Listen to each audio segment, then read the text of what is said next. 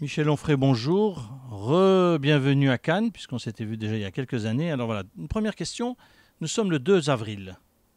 Et je suis Charlie à moins de 3 mois. Moins de 3 mois. Que cela semble loin, non? Avez-vous un commentaire? Moi, j'ai essayé de penser dans la longue durée, dans la longue distance, c'est-à-dire ici et maintenant, le 7 même, puisque finalement mes premiers tweets datent de quelques minutes après que j'ai eu l'information sur mon iPhone. J'ai essayé de penser l'événement comme un événement historique, et pas comme un fait divers. Donc, je ne vais pas faire le malin, mais je veux dire, on peut lire ce que j'ai écrit à ce moment-là. Je ne pense pas que ça ait vieilli beaucoup, alors que beaucoup de choses qui ont été dites sur le moment ont beaucoup vieilli. Parce qu'il y avait deux façons d'aborder les choses. Une première qui était médiatique, c'est-à-dire un clou chasse l'autre, et puis il faut de l'événementiel, et il faut s'apitoyer, on est dans le pathos, c'est une catastrophe, etc., etc. Et puis une autre façon qui était de dire d'où ça vient, qu'est-ce que c'est, ça signifie quoi, qui a fait quoi, pour quelle chose, pour quel message, qui a-t-il eu véritablement, le travail du philosophe, je dirais.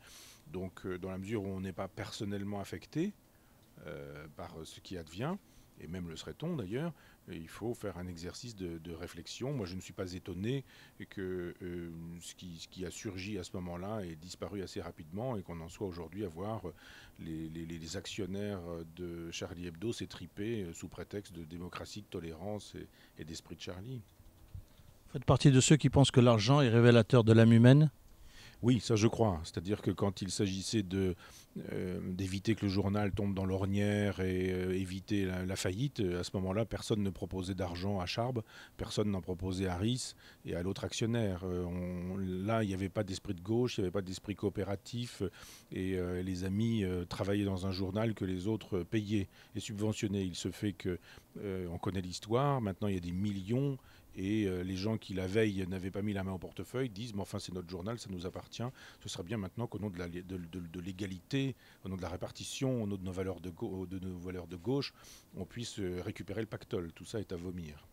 Quand on est un homme de gauche, ça c'est terrible de voir que quand il y aurait de la gloire et de l'honneur à être de gauche, ces gens-là ne le sont pas.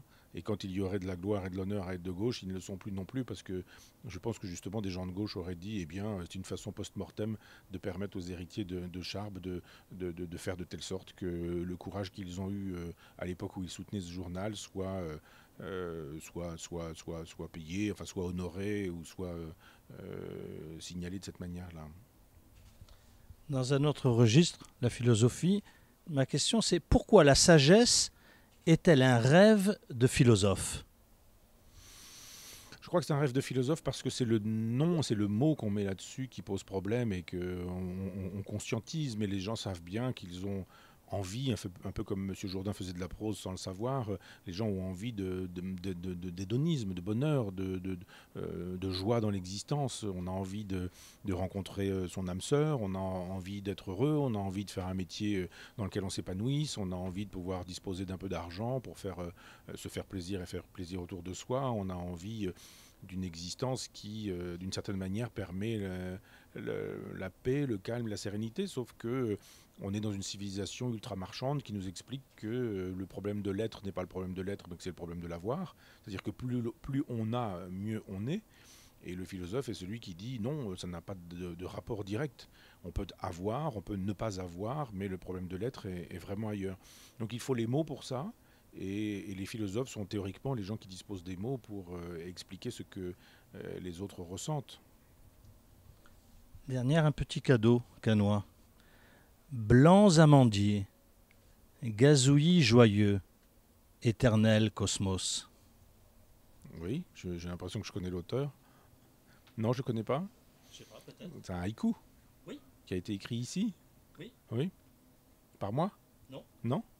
Je sais pas. mais voilà, haïku. Ouais. Ben, moi, j'en écris régulièrement. J'en ai fait, je sais pas, près de 300 maintenant. Donc, quand je les relis parfois, quand il faut imprimer la chose, je les lis comme si je ne les avais pas écrits. Donc, je suis un peu étranger à moi-même quand je lis ces textes-là. Parfois, il me revient quand je les lis les émotions qui sont consubstantielles au moment d'écriture.